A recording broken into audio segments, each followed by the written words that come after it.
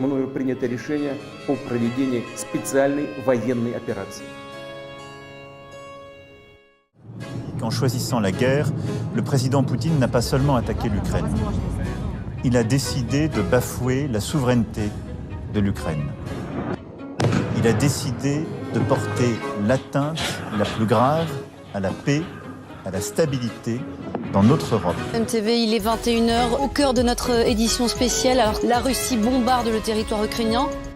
Poutine est un dictateur qu'on doit stopper. La Russie est une dictature. Les médias russes RT et Sputnik sont cette fois bel et bien inaccessibles en Europe.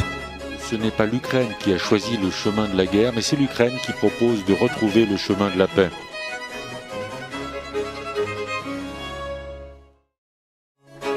À la suite de l'élection présidentielle de 2004 qu'il considère truquée, 500 000 personnes se mobilisent pendant 15 jours jusqu'à l'annulation du scrutin et la victoire de l'un des leaders de la célèbre révolution orange, Viktor Yushchenko.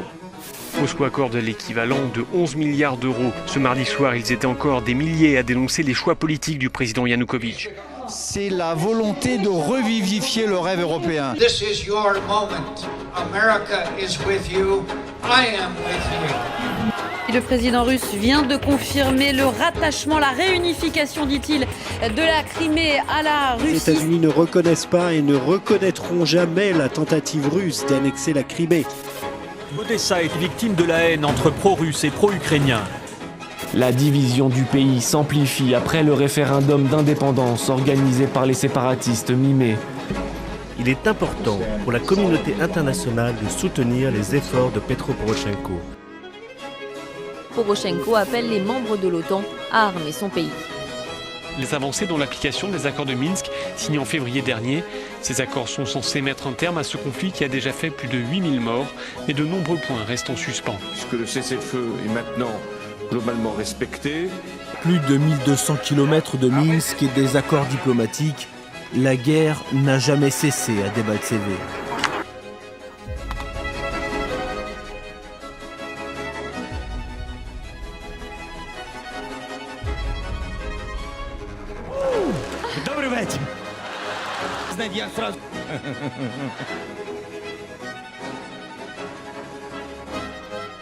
Kiev s'appuie aussi sur le soutien indéfectible de l'OTAN. Si la Russie utilise la force contre l'Ukraine, cela aura pour elle des conséquences, des coûts.